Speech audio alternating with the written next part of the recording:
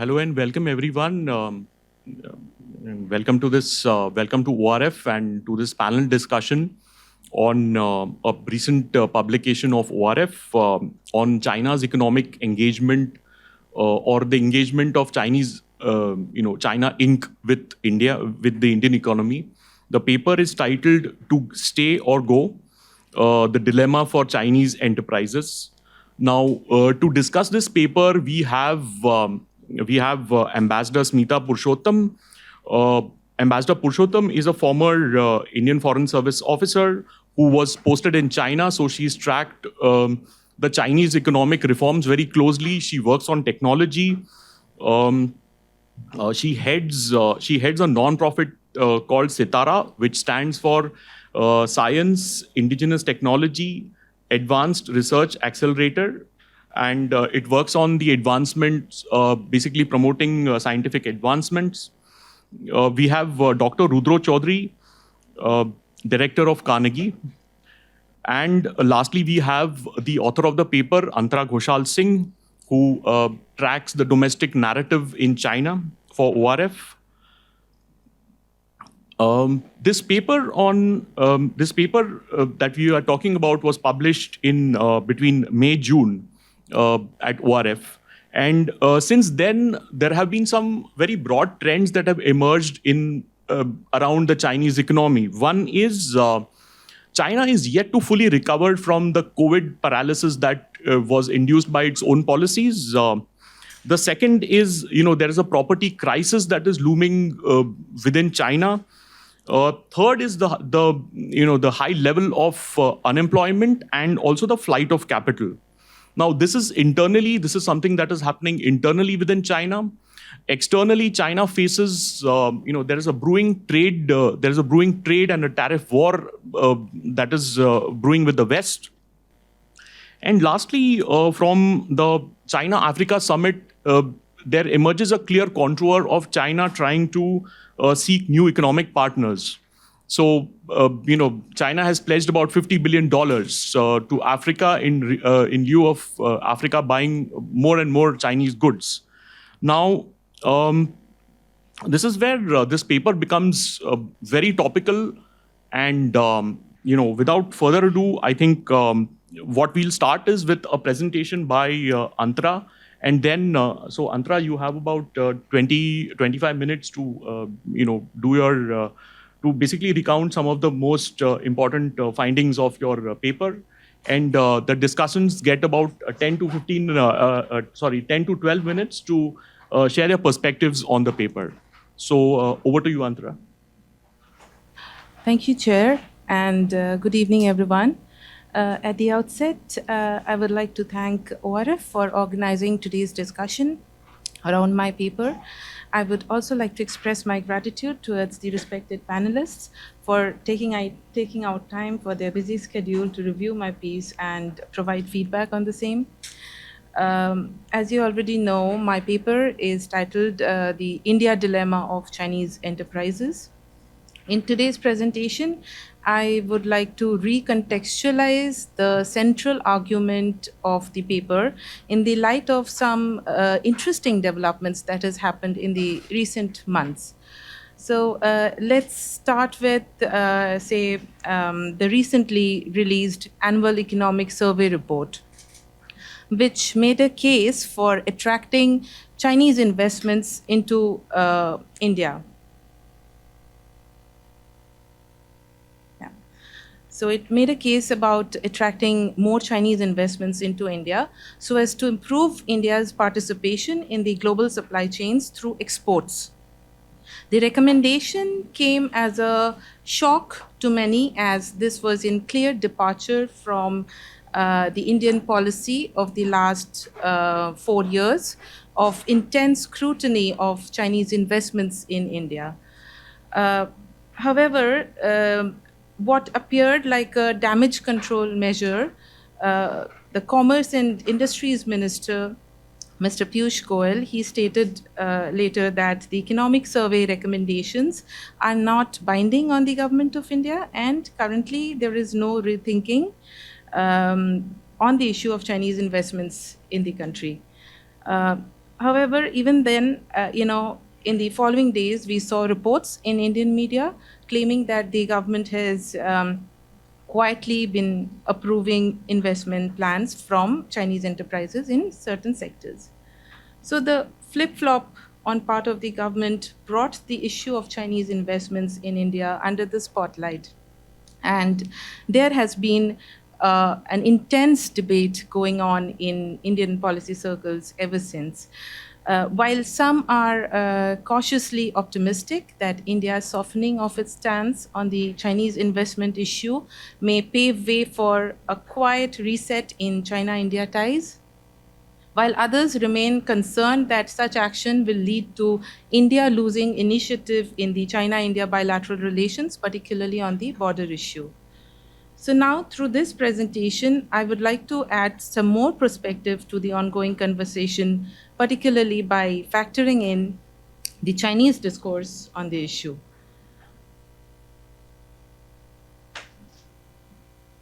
Let me start by giving you a brief overview of the Chinese enterprises in India.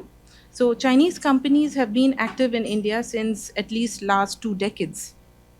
However, with the launch of BRI, more and more Chinese companies started moving into India. Chinese enterprises have been most active in India's mobile phone sector, automobile sector, and power sector. The exact number of Chinese enterprises operating in India is difficult to ascertain, as neither of the governments maintain such a record. Also, FDI from China to India is often routed through different countries, through third countries, whose links to the Chinese entities are very difficult to determine. Before 2010, Chinese companies used to focus more on areas like infrastructure construction, power, telecommunication, roads and bridges, rail transit, and energy. However, from 2010 to 2016, Chinese companies that entered India, they focused on areas like consumer electronics, high-end services, pharma, factory machinery, and building materials.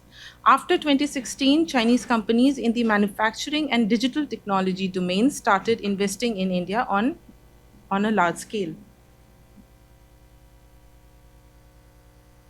In the mobile phone sector, Chinese brands like Xiaomi, Vivo, Oppo, Huawei, OnePlus entered the India market in 2014 and made rapid progress. According to various market research companies, by the second quarter of 2020, Chinese brands accounted for about 80% of market share in India. Popularity of Chinese smartphones in India opened up 3 main business opportunities for Chinese companies, that is mobile e-commerce, gaming, and advertising. Among the Chinese car companies, SAIC was the first to establish factory in India. Great Wall Motors, Peichi Photon, BYD, Chang'an, Chery, and other Chinese leading manufacturers, particularly in the new energy field, have been very keen to enter the India market, but has had limited success. In the power sector, Chinese thermal power equipment companies have been most active during India's 11th five-year plan and 12th five-year plan, that is since 2007 to 2017. Shanghai Electric, Harbin Electric Group, and others, they became bulk exporters to Indian market during this time. India's 12th five-year plan emphasized on new energy, and it opened up new opportunities for Chinese photovoltaic companies. For various Chinese companies, the India market accounts for more than 50% of their overseas market. There are various reasons why Chinese companies flocked to India in the past few decades. According to Li Qian, former Secretary General of the Chinese Enterprises Chamber of Commerce in India, there are 3 main reasons why there have been an influx of Chinese companies into India market in the past few years. The internal reason is, of course, China's overcapacity and domestic market saturation. He recounted that the competition in many industries within China is so fierce that many companies find it difficult to survive if they do not enter international market. The external factor is, of course, the attractiveness of the Indian market. The sheer size of the Indian market makes it almost impossible for Chinese enterprises to find equivalent substitute. Thirdly, the level of China's industrial development is also much closer to India than other developed countries. As a result, Chinese companies, Chinese products are seem to be more suited to meet the needs of Indian market, be it machine tools or building material. India does not need as sophisticated products as, say, Germany, for example. Therefore, Chinese enterprises, given their level of development, they find better prospect in Indian market than anywhere else in the world.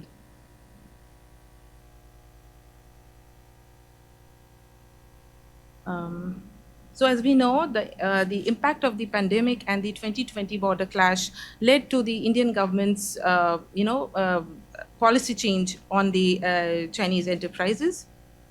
From revised FDI policy to Chinese app ban to barring all government agencies from procuring goods and services from China to living out Chinese Huawei or ZTE from 5G trials. Chinese companies have been at the receiving end of the Indian government for some time now. The Indian crackdown did hit these companies hard. In the mobile phone space, Chinese media reports claim that companies like Xiaomi, Vivo, Oppo, they cumulatively lost about $960 million to the Indian financial regulators. Other Chinese reports claim that India's ban on Chinese app resulted in about $10 billion in losses for Chinese app manufacturers and internet companies. The market share of Chinese mobile phone companies in India also fell from its peak of 80% in 2020 to approximately 50% in 2023, with Samsung and Apple mainly benefiting from these results. Secondly, Chinese car companies have been unable to scale up in India. They have either exited the India market or they have entered into JVs by selling a majority stake in the company to local investors. Thirdly, various Chinese surveys highlight that India's policy changes also impacted Chinese power companies to various extent. By the end of, as per some Chinese researchers, by the end of 2019, there were more than 1,000 Chinese-funded companies in India. However, the number came down to 700 by the end of October 2021 and 300 by February 2024. Data released by China's Ministry of Commerce shows that in 2022, the direct investment flow of Chinese enterprises to India turned negative at $330 million US dollars.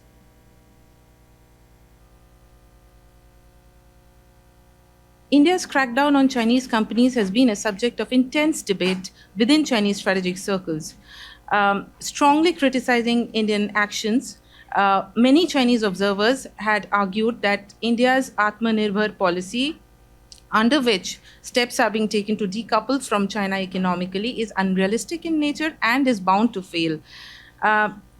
So they argue that China has little to worry because first, India's own manufacturing industry lacks competitiveness, while Chinese companies with their relatively mature technology and rich practical experience have an obvious competitive advantage in contracting projects in India.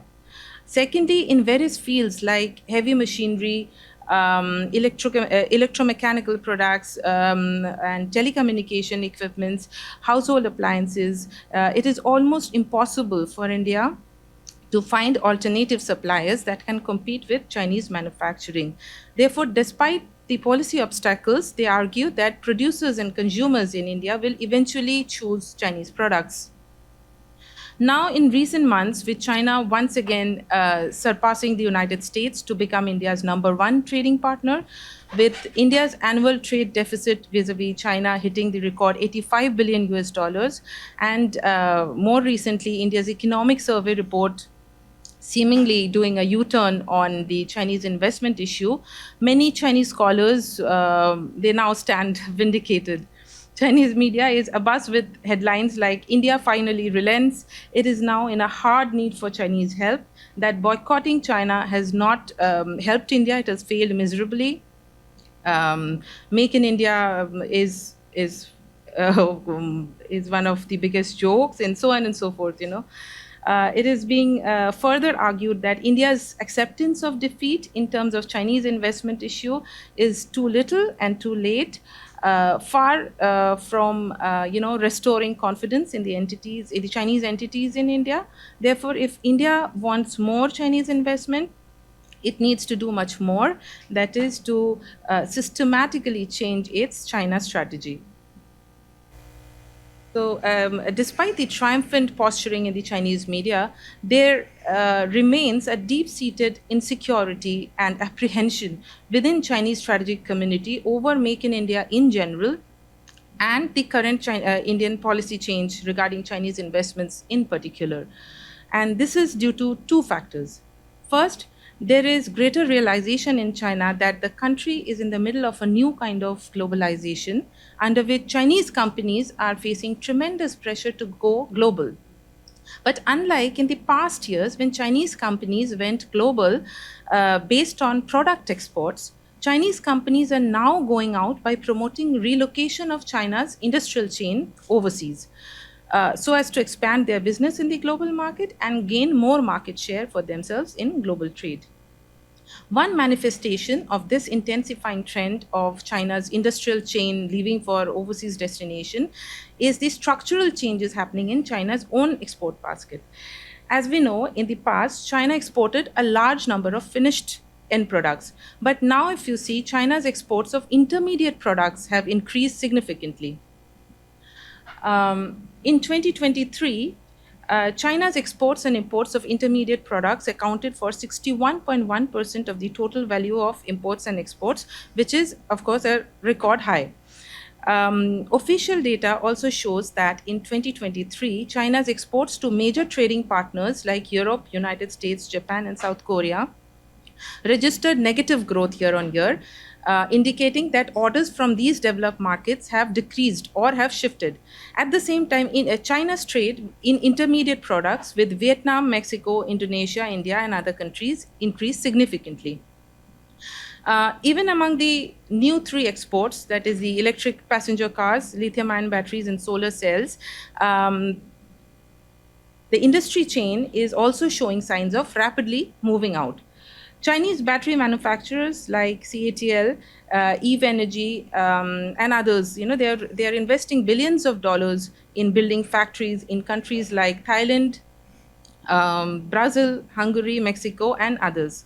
Although for Chinese companies, transferring the industrial chain while going overseas has become a critical way to survive.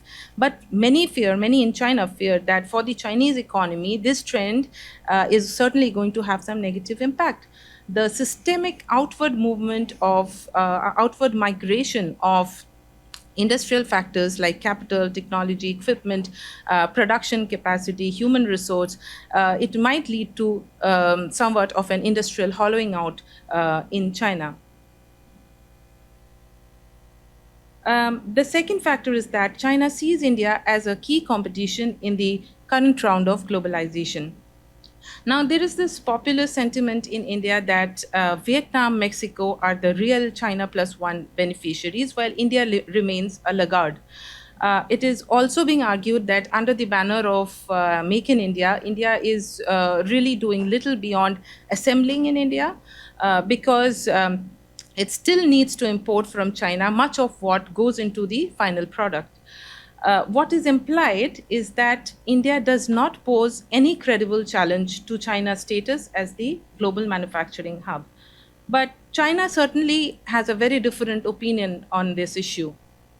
They believe that from the perspective of division of labor in the manufacturing industry, Vietnam and Mexico are currently far behind China in terms of position and trend, which makes cooperation between these countries and China very much possible. However, China and India have similar GVC status indexes, and India's external dependence is relatively low as compared to countries like Vietnam and Mexico, which makes India-China relations particularly competitive in nature. Let me quote a report which has been released by Kotai Chinan Securities Company, a major security firm in PRC. It says that Vietnam and Mexico's current import and export trends show a two-end growth trend, with exports to the United States and imports from China somewhat converging. For example, Mexico's merchandise trade with the United States grew by 17.2% year on year in 2022, while its import from China grew by 17.5% year on year in the same year. Vietnam's economic structure, in the Chinese opinion, also shows the characteristics of a typical processing trade economy. The United States is currently Vietnam's largest export destination, while China is Vietnam's largest source of imports, accounting for nearly 36% of its total imports.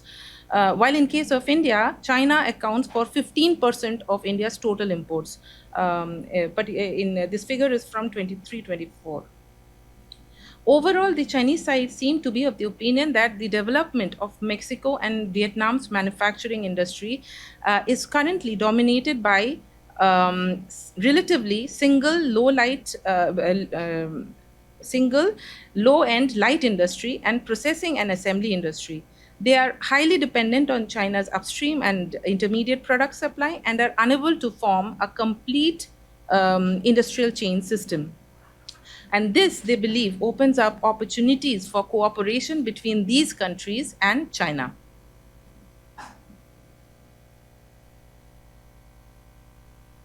Compared to Vietnam or Mexico, it is argued that India's external dependence is relatively low. Also, unlike Vietnam and Mexico, the country, India has a relatively complete and independent industrial chain.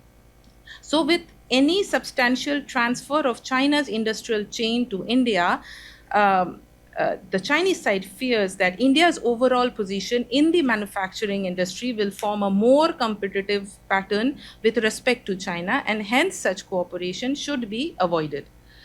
On the other hand, China is also aware that the current industrial chain model of Vietnam and Mexico, importing intermediate products from China and processing them into consumer products for export to the United States, is somewhat unsustainable in nature, as this will do little to reduce the US or the Western world's ambition of reducing their dependence on China's industrial chain.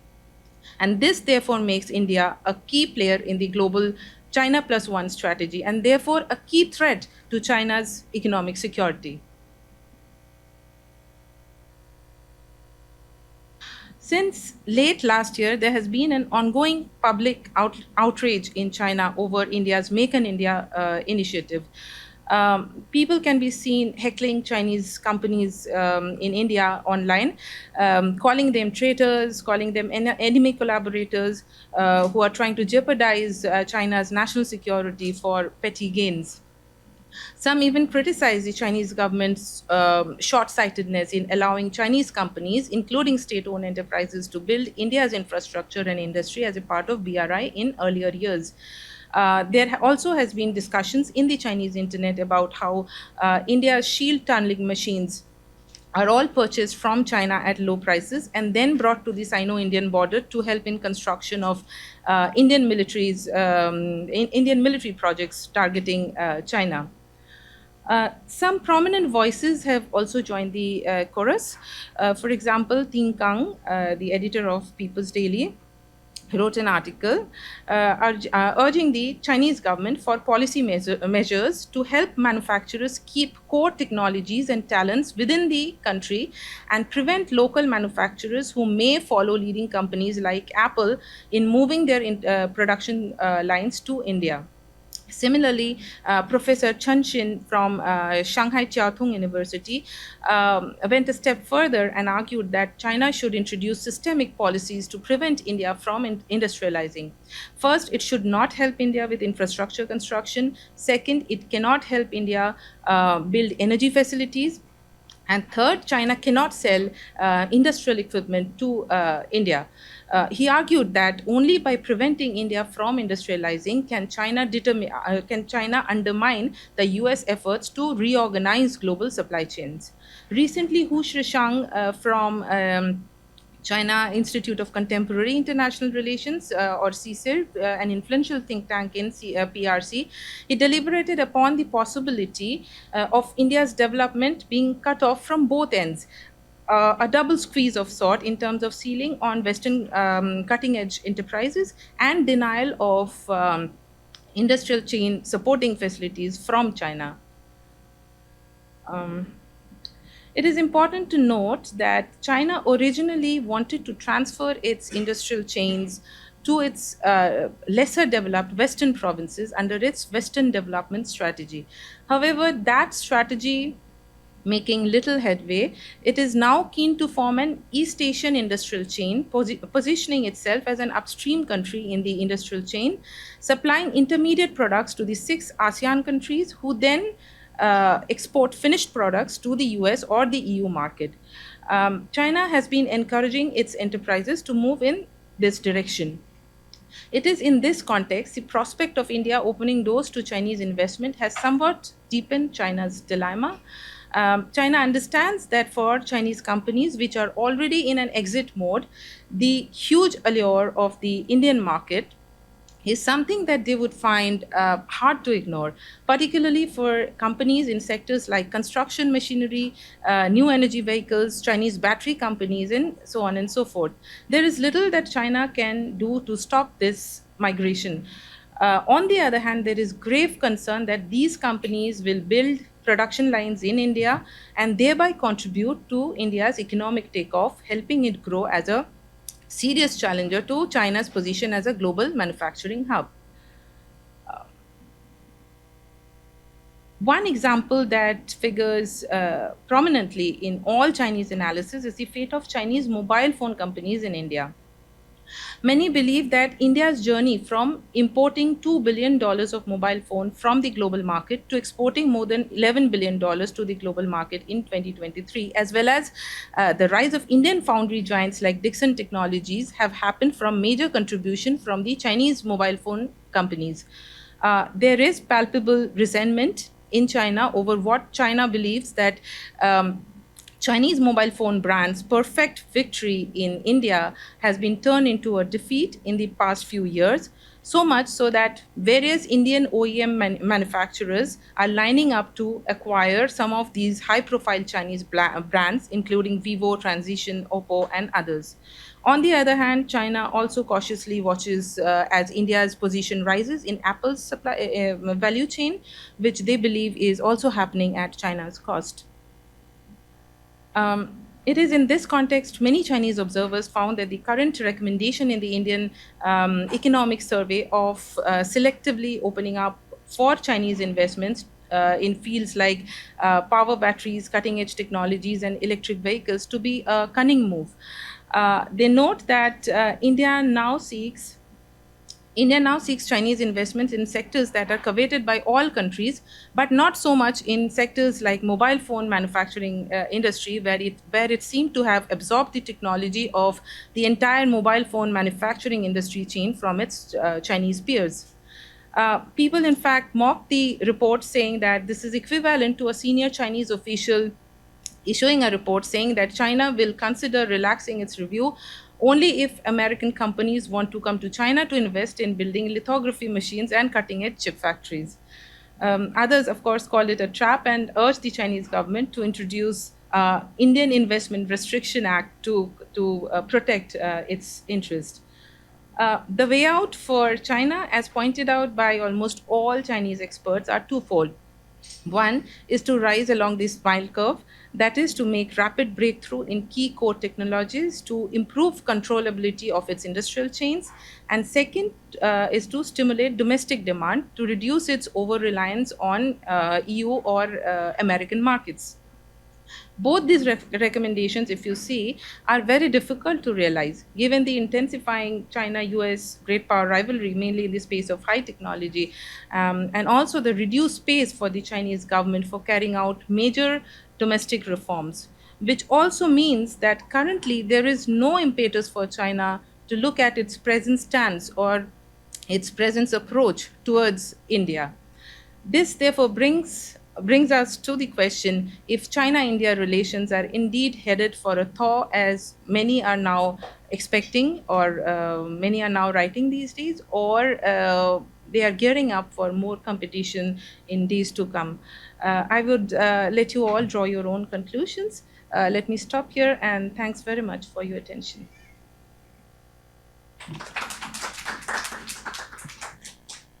Yeah, thanks, Antara. Thanks for that brilliant presentation. I now call upon our discussants for today and to share their perspectives on this paper.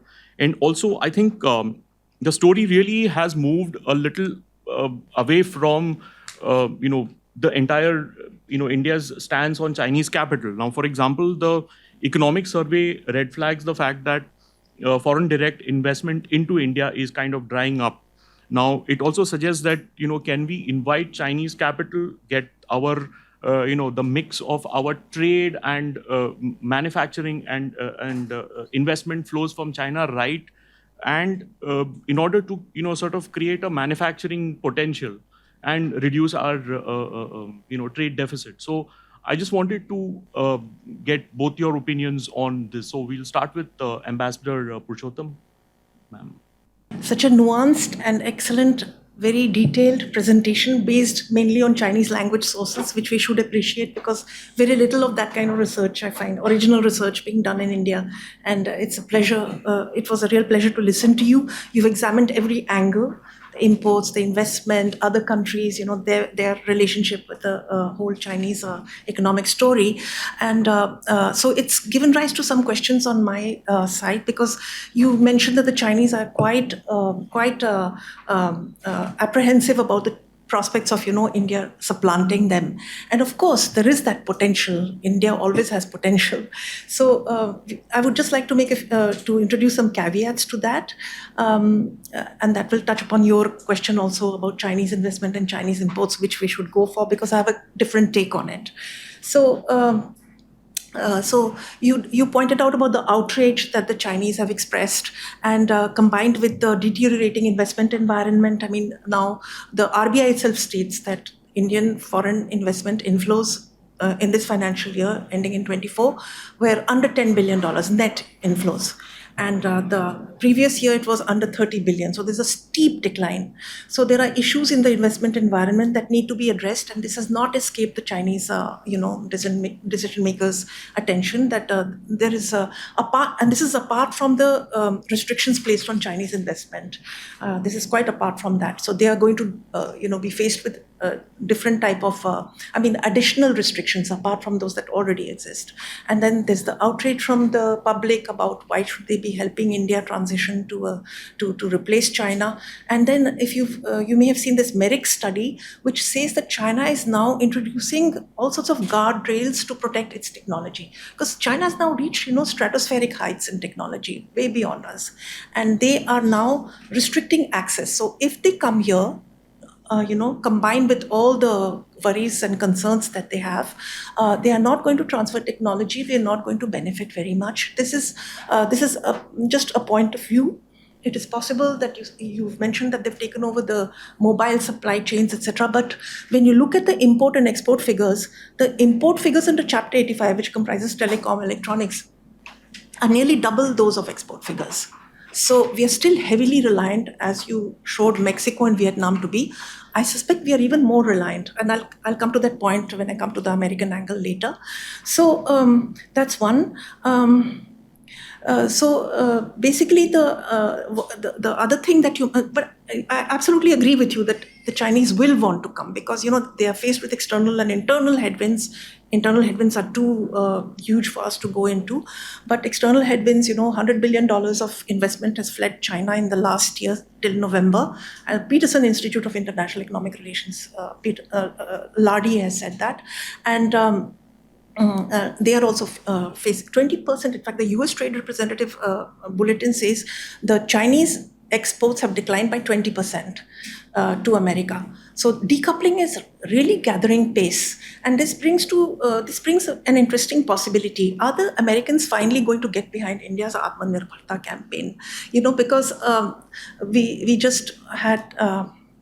The American ambassador, the former ambassador here, and he mentioned a huge investment of $425 million to support the Tata Power solar project in Tamil Nadu, Tirunelveli. And this is to improve India's capabilities, because Tata's is one big company which is actually looking at, reshoring. That is not reshoring, really developing our indigenous capabilities. And also the United States is supporting the French shoring of semiconductor capability. So there is some indication that the Americans might finally get behind us on this. If so, that would be a good thing, and that should increase Chinese concerns, because the Americans have another concern vis-a-vis us. You may have seen reports that they've stopped the exports of Indian solar panel exports and electronic products. US Customs have held up consignments because of fears of enormous Chinese content in that. And you may have seen a recent report by the Global Trade Research Institute, which has shown that Chinese exports to India have galloped in the recent past. 30% of our industrial products are Chinese. And this is in all critical verticals, whether it's machine tools or pharmaceuticals or telecom or electronics. So in electronics, I believe it's even more. So the Chinese concerns right now may be a little misplaced. This is not to say that we will not climb up the value addition ladder, but I have a huge concern there. We have in SITARA a huge concern there, which is reflected in the concerns that our companies have brought to us, because we do have some small R&D companies in India which are being swamped by this particular issue, and that is that our industrial policy, unlike the American and the Chinese, is not focused on R&D development in India. So the Chinese and the Americans focus two ends of the production chain. One is R&D and the other is procurement. And Linda Weiss has got a wonderful book called America Inc. And of course, Vernon Rutten and Mariana Mazzucato and many other experts, Fred Block, they've all written on how the United States industrial policy supported R&D on one end and procurement on the other. Chris Miller, Chip Wars, he's talked about how NASA, the American Air Force, etc., have supported procurement apart from funding. So you have these critical supports which we don't have. Our ecosystem lacks it. And we've been working in our NGO for that. So our ecosystem lacks these two essential components of a viable industrial policy. By the way, China also has this industrial policy. So the Americans used it to have these transformational technologies, and China has used it also for 5G is nothing if not transformational. AI, solar panels, EVs. China is using R&D and procurement support for this. So until we reorient our industrial policy, we will continue to be heavily import dependent. And the main thing is that our incentive schemes seem to incentivize assembly, which is of concern now to our trading partners, because they don't want entry through the back door, of Chinese products. So we need to have a look internally. So it should not be Chinese imports and Chinese investments. It should be Indian R&D policy. This is what we feel should be the way to go. And yes, there was one more point I need to make, but I think I've forgotten. Anyway, so maybe it'll come back, and if you'll give me the chance to mention it later. But so this is our take on it from our perspective, and thank you so much. It was really educational for me. Thank you. Sure, Ambassador Purushottam, we will definitely come back to you in the Q&A section. I wanted to, Dr. Chaudhuri, your insights on the paper, and also I just wanted to highlight the fact that, which also something Antara brought out in her paper, that the economic survey talks about inviting Chinese FDI. The government, the commerce minister strikes down the suggestion. Are these mixed signals really helping us? Your thoughts, sir. Thanks a lot, and thanks for inviting me. I'm actually going to stick to my script, and then I'll get on to some of these other more immediate policy issues. First, just to say, Antara, congrats. I think it's a great effort. Really enjoyed reading the paper. In fact, I could only hope that the paper was a bit longer, giving us more. And just to echo what Ambassador Purushottam said, I think this is exactly why we need more Chinese speakers and writers and thinkers in our country, which we don't have. So it's a small group of people, and very proud to kind of observe that they're all women scholars. In fact, the core group of our next generation are all women scholars, and I just hope that we can double down on this and triple down on this as we get on. So what I have is about 3 kind of more analytical points on the paper, and perhaps 3 questions to think about later. And then I'll perhaps come on to some of the more kind of immediate policy issues that were brought up here. The first is on this question of, say, China +1, right? So your paper's clearly focused on Chinese investments in India, how they're faring, how they're changing, and the trends seem pretty clear from your thick presentation, whether it's mobile phones, on the other end of the extreme, whether it's solar, where there's sort of an 87% dependency. In the world of IoT, there's almost about 100% dependency, which didn't come out in the paper in itself, but that's a big issue today that's being kind of debated in many different ways. But if you take that a step forward, and I was just thinking about this, the China +1, right? So there are a couple of statistics which I find interesting. It's difficult to get your head around when you look at your presentation. So if you look at Peterson and the latest World Bank reports on China +1, and there's a general impression, it's China +1's like Marmite, right? Either you love it or you hate it. And there are 2 ends of the spectrum in any country, in the US, in Europe, in Germany, in India. One is to say is that, hey, listen, nothing is working, right? So you've got a lot of reporting in the press about the fact that China +1 is just not doing it for India. This de-risking is kind of having minimal effect. On the other hand, of course, you've got kind of very loud voices saying is that, hey, listen, it's actually doing really well. And I think one of your things that your paper does is present a middle ground, right? Empirically backed, very clear, evidence-based middle ground. Now, one of the World Bank reports recently actually says quite interestingly. So if you look at articles of production inside of China, which has now been diversified, right? So the exact articles of production that have kind of being produced in China now have been diversified outside of China. And if you could look at that long list and divide it into strategic and non-strategic. In the strategic area, India fares in the top 10, right? And in the non-strategic India fares in about the top 5, right? Which I think is an interesting kind of broad statistic in itself. And then the usual actors are playing an important role. So Mexico, Vietnam, Canada, and so on and so forth. Now, if you take that itself, it shows very clearly that there's obviously something going on when it comes to China +1, right? And at some level that we are absorbing some of that de-risking that's happening, at least in these kind of narrow areas of production in itself. So I think for the paper itself, it's information heavy, it's fact heavy, but you may want to take it to kind of do an analytical leap, right? And try and give us a sense of, so what's going on? Just make an assessment, be bold. Just come out and tell us from your perspective in the last 4 to 5 years, or since the first press note of April of 2020, what's your general analytical take on how's India faring when it comes to this stuff, right? The second, as you kind of correctly mentioned, and this comes to the economic survey issue. Look, my own sense is I think we should not over-absorb ourselves on the economic survey, is my view. The economic survey is by definition an independent survey, right? My own understanding, and I think this is on the record, my own understanding is not something that requires cabinet approval. It's not government policy. It may not have been discussed by the cabinet as a whole to say that, look, this is the Indian government's view. I think the economic survey did what economists would prompt it to do, which is look at the data and look at the stats. And economists will look at it, as our CA perhaps did, and said is that, listen, the data shows that there's a dip when it comes to FDI. Where do you pick up that kind of dip in itself? Obviously, China's the kind of logical place. And I think their remit stops there, right? The remit doesn't go beyond that to say is that, hey, listen, what about our boundary issue? What about our current diplomatic impasse relations? So on and so forth. That industry kind of got on the back of that and said is that, listen, we have a whole set of demands. I think there was an industry body report which made very clear is that, we want inputs to be reduced on certain tariffs so that we can be more competitive, which to me seems to make a lot of sense. We want the Chinese market, so on. I think that's natural. That would happen in any country in itself. So I'm not too bothered essentially by, what you call a flip-flop. I think it's one part of government, another part of government. But I think the paper presents a larger question, right? Which is something perhaps that you don't take on in full measure. Perhaps you could, which is the question of costs, right? Now, in some part of the paper, you say is that, look, so far the Chinese have not really retaliated, right? And you say they've not retaliated primarily because India is a big market and so on and so forth. But towards the end of the paper, you've actually got a very powerful paragraph on public opinion, right? And I just want to quote this for those who've not read the paper. It says over here, got the right quote. It says the bigger apprehension for China is that India's experience may serve as a template for other nations that want to reduce their dependency on China.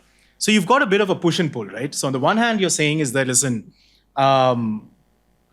India's taken certain measures, right?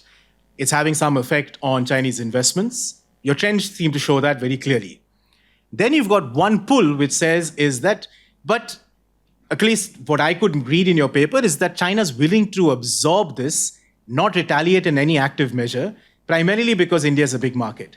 Then you've got one more push that you identify, right? Which is to say that, but yet there is a lot of public pressure in the Chinese system from different quarters to limit the kind of, say, strategic, technology or economic relationship with India in itself. I guess the key question for me is how does all of this square together, right? Because at some level I could read it and say that there's an apparent contradiction. I think I can see where you're going with this, which is perhaps kind of, highlighting to Indian policymakers is that, listen, these are the debates in China. I can't make sense of it. Perhaps the Chinese can't make sense of it, right? But these are the kind of debates that at some level paradoxical. But I think the question of cost is an important one, right? Which is, our companies for the last 15 years have been, frankly, encouraged to invest in China, right? And they've done so in large measure, whether it's in the automobile segment, whether it's in pharmaceuticals. So it's not just a dependence in terms of imports, but we've also got eggs in that basket. So what does that retaliation and cost kind of look like in itself? Couple of things to chew on from a paper's perspective. You say that China finds India attractive, and you give 3 reasons as to why it finds India attractive. I guess the question I have is that still the case, right? Now, these are traditional pillars of why China may find India attractive as a market. But if you keep the paradox in mind of what I just highlighted, does that still hold true? It might be worth thinking about. 2 is, I think, just very simply, it might be good to outline in a subsequent piece, what are the clear effects of the 2020 press note, which is the beginning of a process, right? Which you kind of do, but I think if you can just kind of articulate it more clearly, it'll be good. So those were kind of some of the comments and questions that I had in general, but as I said, I really kind of enjoyed the paper. On the diplomatic piece, I'll just kind of leave it in this way, right? So what are the 2 ends of the argument in India? One end, call it industry, call it economic, is that we should just do more with China, right? That's where you get FDI. That's a big market. What if China retaliates tomorrow, so on and so forth. But then there's, of course, this very large view, which is a very important one from our perspective, which is the diplomatic one, right? The key question is, can that be squared? And I think that's a general policy issue for this country, right? Is that the view is, and perhaps for good reason, right? And I'm no China expert, so for me, it looks like it's a good reason, is that at some level, you need to hold strong on something that you have that they want, right? Which is your market. Simple. And hence, when it comes to the boundary, for instance, and when it comes to upgrading the diplomatic relationship, or when it comes to questions around a more normal special envoy kind of process, you basically laid the equation quite clear with I think our external affairs ministers made it in public, on the record, in parliament, right? Is that the boundary is directly connected to the political economic relationship. But then you've got all these kind of headwinds that you talk about. And I guess a much broader question for us is, are these binaries, which they may well be, right? And then you need to think about what are the costs and benefit of those binaries. Or is there a middle ground? So the Americans have what they call a strategic channel, right? So Jake Sullivan has invested in what he calls a strategic channel for the last 2.5 years. The first big meeting was in Vienna. The FT makes it look like it's some big secret, but I think just about everybody and its grandpop knew about the Vienna meeting. It's been reported everywhere, right? And the strategic channel seems to be doing exactly, or trying to answer the question that we're at, in a sense, is how do you compete with China, but just make sure that that competition does not slide into direct confrontation. Of course, for them, the context is the Taiwan Straits and so on and so forth, right? And it's just worth thinking. I'm not saying mirror any one approach, but I'm saying is that if you take the 2 binaries, how do you need to create a middle ground? My instinctive approach is you can't, and perhaps you shouldn't, but it's a question that I think academics and policy makers may want to do. Just coming on to some of the questions of Ambassador Purushottam, just one is, I think you said is, are the Americans getting behind India's kind of economic future or Atmanirbharta in itself? my own sense is, and here's a deviation from the paper, so this is not so much the paper, is that the entire design of partnerships like the Initiative on Critical and Emerging Technology, the ICET, which was formally announced on the 31st of January 2023, is designed to do exactly this, is to find that kind of cooperative mechanism between the two sides in 7 different verticals that include all the kind of stuff that we're interested in China, frankly, right? So semiconductors, ATPs, MROs, defense, AI, quantum, so on and so forth. So the broader question that you may want to think about is that in your view, or in general in our view, has ICET been successful, right? And what does success mean in the case of ICET? Because if ICET has been quote unquote successful, at some level that should show that we're also being able to draw away from China and compete in a very different domain, right? Some of the most pronounced examples or profound ones under ICET is very clear, where I think the truth is not, cannot be fudged. The truth is perhaps clearly been substantiated when it comes to semiconductors. You can essentially look at what's on the tin, so look at fact sheets, joint statements, what's on the ground. And they're definite, and there's zero doubt about the fact that there's been a benefit to our system, right? If you take defense, and if you take the 2 deals that have been negotiating right now, perhaps with the hope to close before the Prime Minister visits at the end of September, GE or MQ-9B, for instance, that at some level is about China, it's about ICET, it's about bilateral relations, it's about a vendor ecosystem, it's about industrial hubs. And at some level, I would say is that a lot of the electricity around these initiatives have as much an impact on the initiative itself, as well as on things like Foxconn expanding industrial policy, Apple doubling down, Microsoft saying is that, listen, the future of the cloud lies in India, and so on and so forth. So I would say is that it's just worth thinking. I'm sure that's what you were referring to. But I think the question of doubling down is pretty clear to me. Now, doubling down will always have limitations, right? You double down as far as your national interest allows you to double down, and it'll be the same for us, for instance. But the last I'll just leave is that on the defense side, for instance, and here there's no doubling down, the Americans have a legislative process which tells them that by 2028, they have to deplug, not just de-risk, but deplug all military investments inside of China, right? And there is an open offer, for instance, to, I think, Indian companies to say, that, listen, can you basically pick up the diversification? So the last part, perhaps, is just to say, and perhaps coming back to the paper, is that, we can deal with China, deal any part of the world, but that means, and I think as Ambassador Purushottam ended with, is if we're only competitive, right? In many ways, in many of these areas, the ball is in our court. And I think this recommendation of just having R&D squarely in our PLI, in our semiconductor incentive scheme, which is, by the way, pretty generous. There is a part of it that allows some kind of co-develop R&D, but not in full measure, would be a huge beginning. Thanks. Thank you so much, Dr. Chaudhuri. I think this is time. We've got about half an hour. I think it's time we can open it up for the Q&A.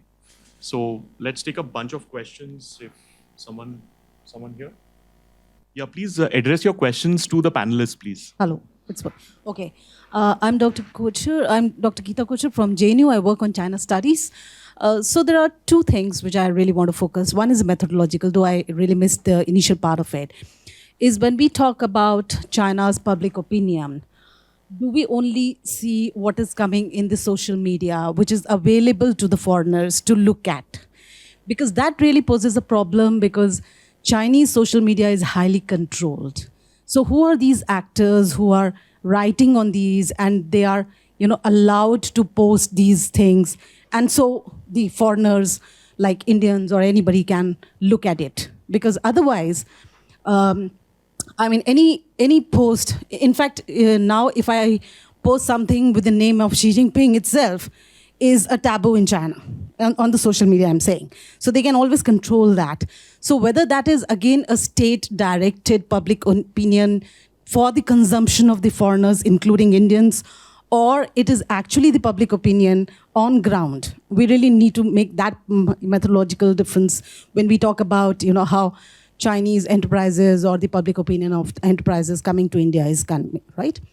The second thing is that when we talk about Chinese enterprises really keen on coming and investing in India, and still we get these reports of, companies like Vivo is agreeing to have partnership with Indian companies for the sake of, continuing their business and things like that.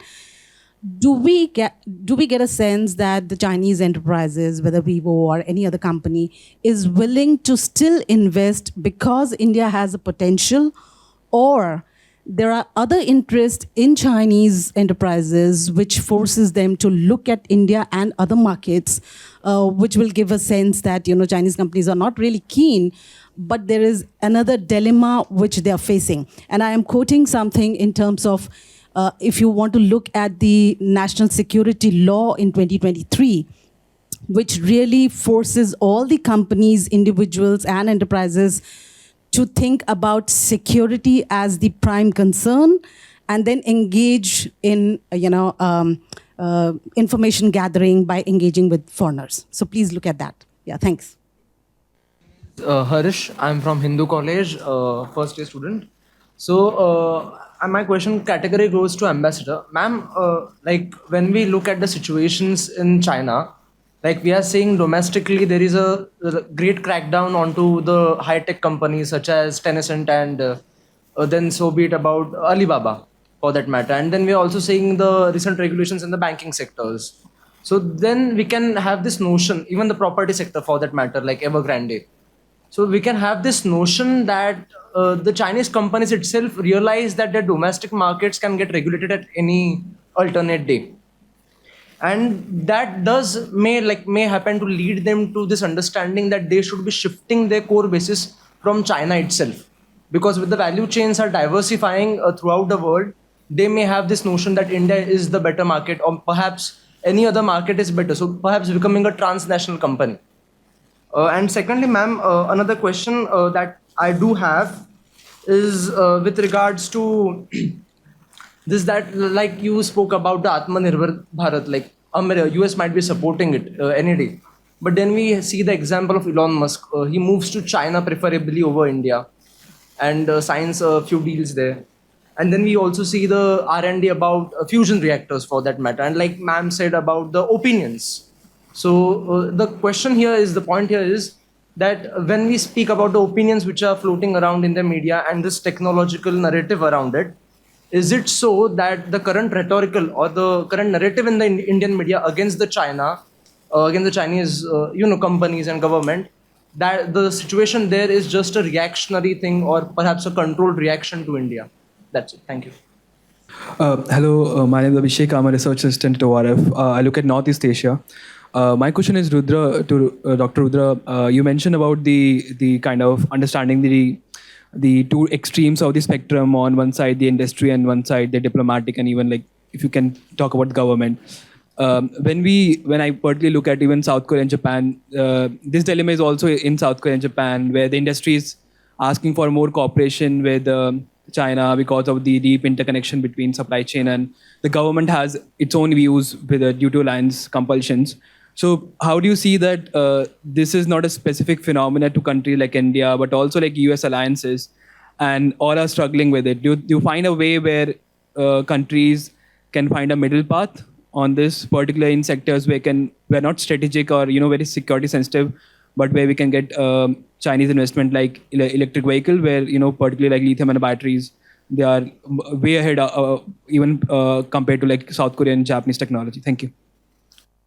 Okay, thank you, ma'am, for the question. And about my methodology, I generally focus on Chinese language literature, Chinese journal publications, news reports, op-eds, interviews, as well as commentaries by Chinese strategists and experts who are associated with various Chinese think tanks, governmental as well as semi-governmental think tanks.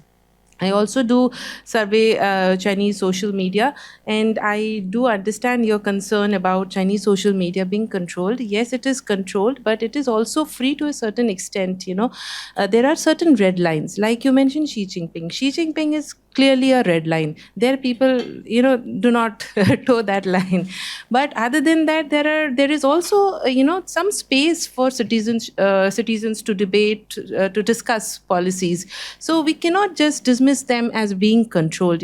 For proper Chinese propaganda, there are outlets like, say, Global Times or other English language outlets that they have particularly designed for the international audience. But if you, like, if you go to a Chinese newspaper, there is a report, and then you go, down and see how the readers have reacted to it. Those are spontaneous, those are not guided by a state.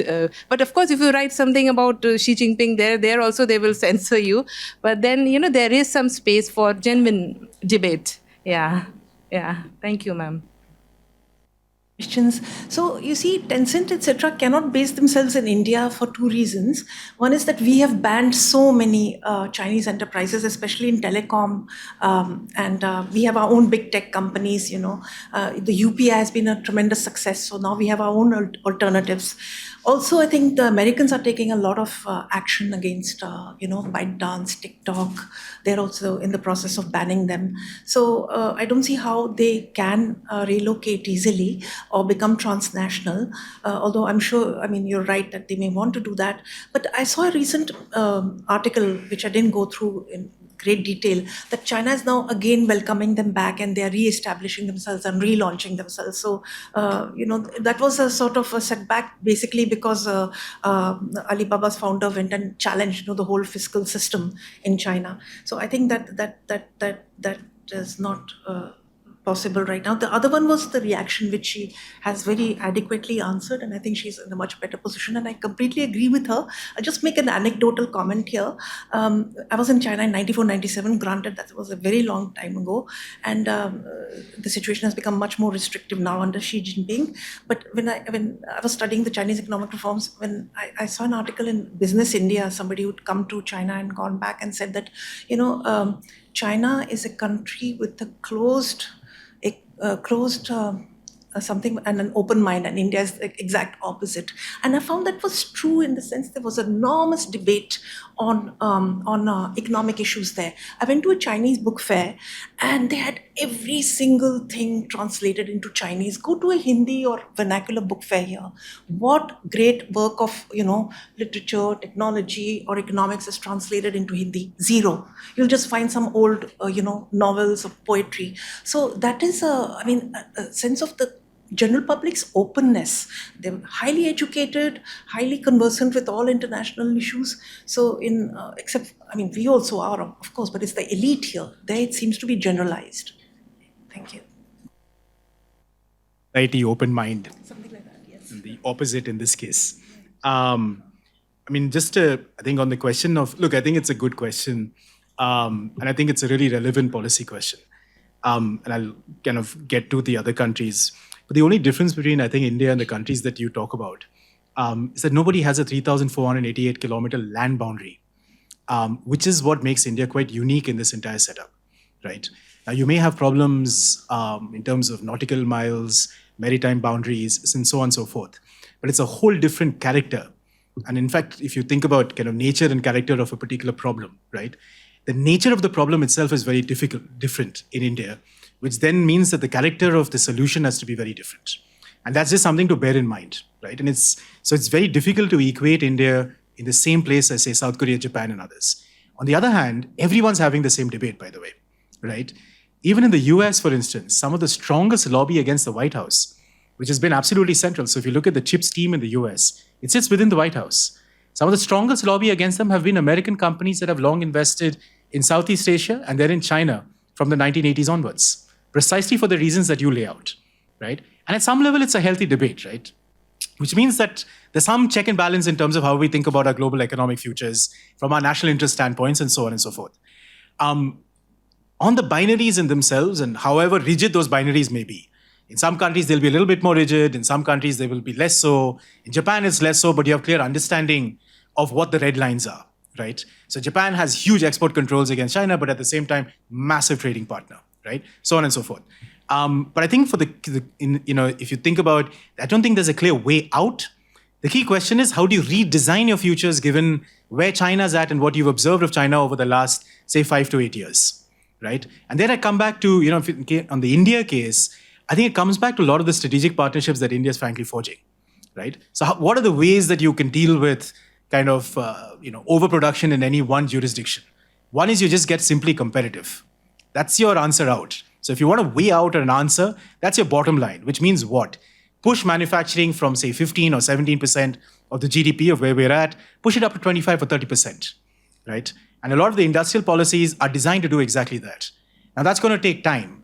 That's going to take political trust. It's going to take strong social contract. It's going to take investments from outside. It's going to take private investment within India coming back into India, right? And it's going to require some amount of reform when it comes to factor markets. Now, you can't do all of that all in one time. In the next 1 year or 2 years, it'll take space, right? But the second way to do it, and if you double down on the first, for instance, is make the best of this moment through your strategic partnerships, right? So, and at some level, at least for its own reasons, the United States finds itself in a place where it's friendshoring. I'll give you a small tactical example. If you look at our first investment in semiconductors, right? That first investment happened by Micron. And the Micron case fell well within the structure of what's called ISET, right? And they happened because Micron at some level was bullied kind of in China because of tax reasons. It was retaliation, primarily because of the CHIPS Act and the IRA and so on and so forth, right? They unplugged at some level. They wanted an ATP. They looked at India. It was a degree. India provided a really nice incentive. So at some level, the incentive programs are coordinating. At some level, you could say it was light friendshoring, right? And onshoring on our part. But Micron electrified the entire industry. 2 years ago, I remember speaking to a lot of people. And, at Carnegie, we've done a lot of work on semiconductors. And frankly, we're quite optimistic at some level. And I speak in my personal capacity here. But people said this will never happen. There's no way that India can kind of develop a semiconductor ecosystem. 2 years down the line, we've exhausted about $10 billion of incentives, which is good. We have 4 projects on the line. We have a 5th that just got announced a couple of days ago, which is at about $10 billion. And if you look at the diversity in the companies that are coming in, now it's not just America, right? It's America, it's China, it's Indian national champions, it's Israel, right? So we're opening up that space.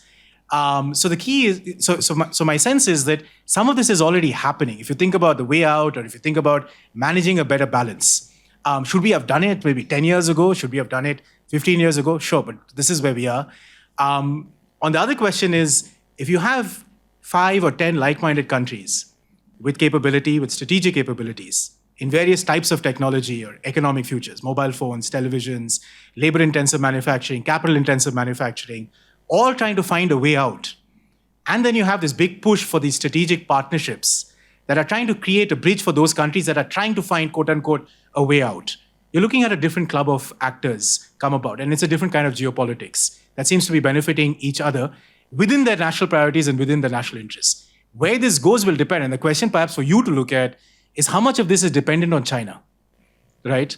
And I think for us, counterfactually, we have to look forward and say 5 or 10 years down the line, if, for instance, say our collective imagination on China changes, Xi Jinping moves away, there's a new leader, there are new bridges of cooperation, what will happen to this club and what will happen to this like-minded bridge, right?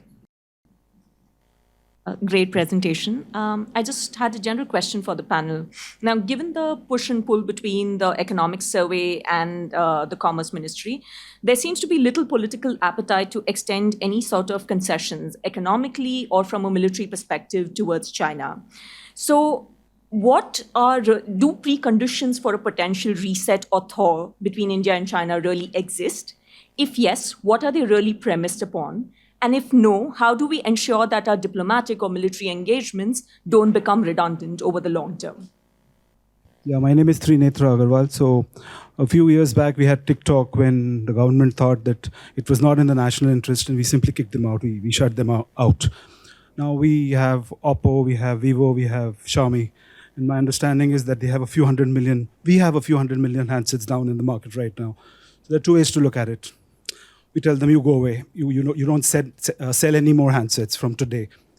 But we have the handsets out there, right? They have to be supported. They have to work 6 months, 1 year. People will need time to buy another one, do so on and so forth. So what do you see? How do you see that happening, if ever? That sort of a catch-22 situation arising that we feel, or the mobile handset makers make changes to their user agreements or to their core mechanism, their core features that they may not be in the national interest. So how do you see that phase out happening, if at all, if ever? Anyone? Good afternoon. My name is Pavan. My question is directed to Madam Smita, or in fact any of the panel members who want to answer this. This is regarding, in fact, in diplomacy and in fact between nations, there is a term known as deception, which is played out by different nations, and China being in fact an important country in the world economic sphere.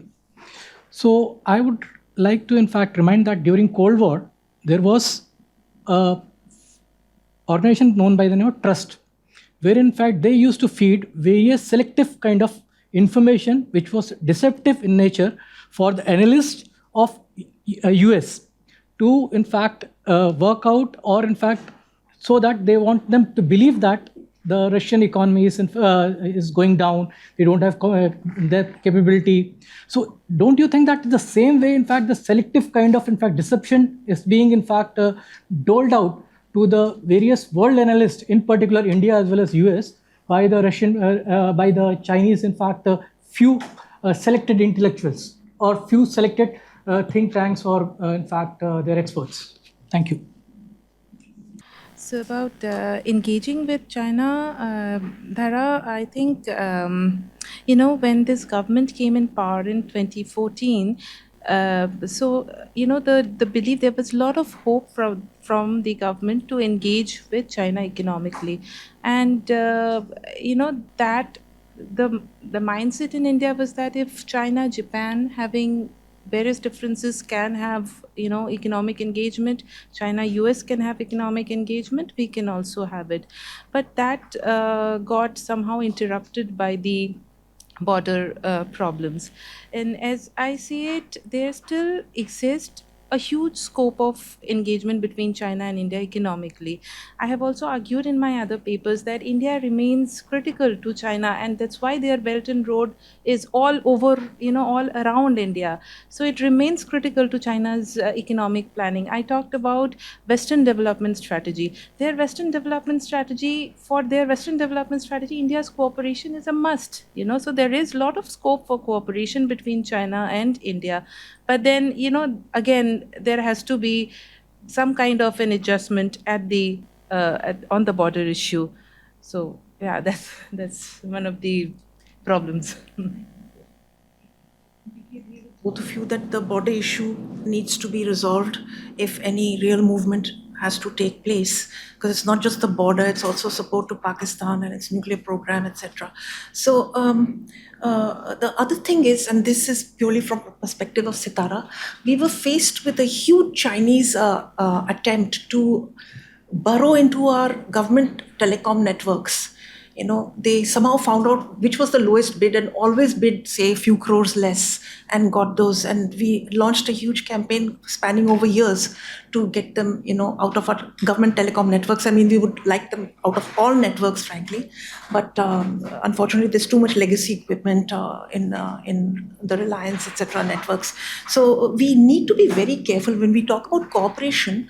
The Chinese are extremely good business people. So they can overwhelm you, they can undercut you. And Elsa Kania has called their tactics ruthless.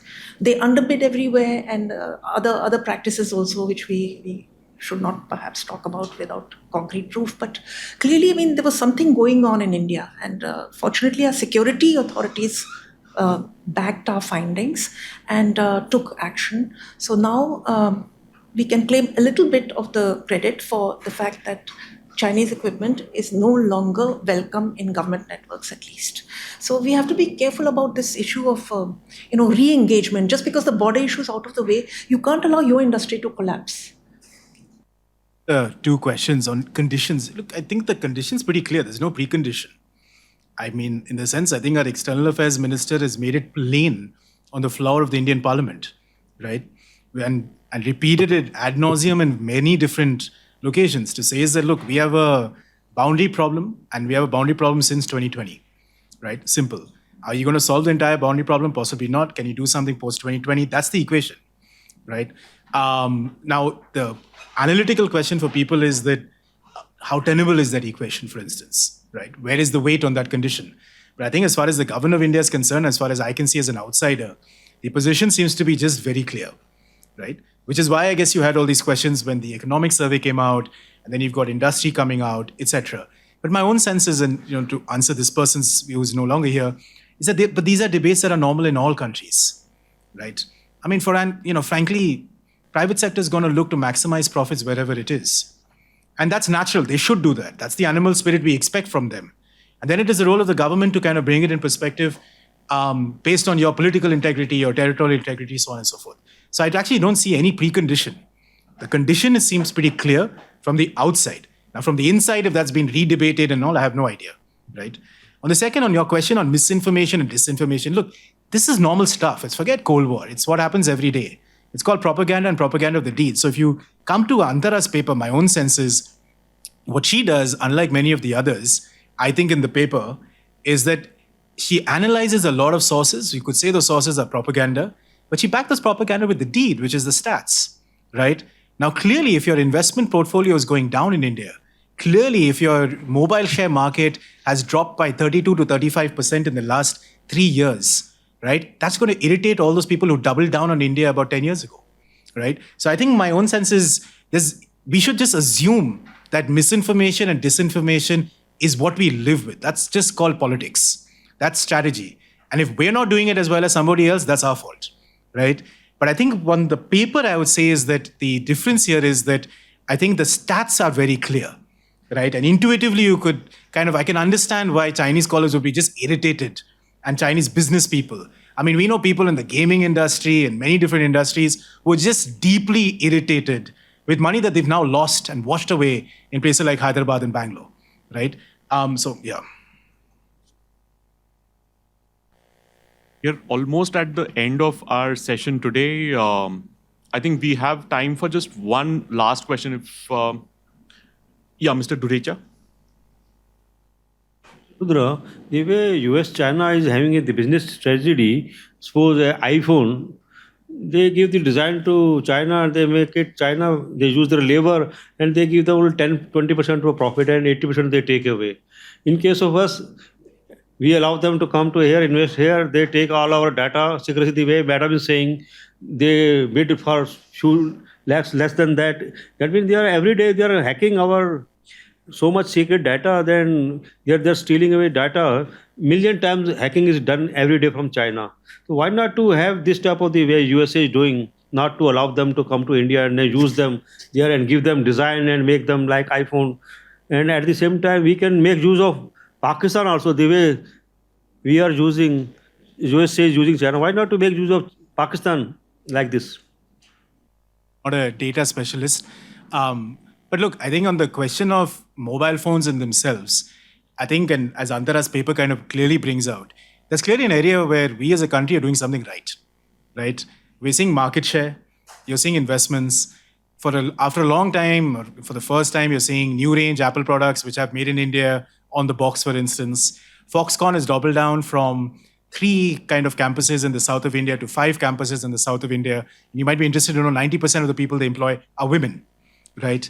And in fact, contrary to popular belief, a lot of these investments in electronic manufacturing actually continue to be labor intensive. The automation is not capital intensive in that sense. So you're doing labor, you're getting jobs, you're providing incentives. Are there problems with the PLI? Perhaps on refund, etc. But largely something is working. And I don't think it's just a function of any one driver.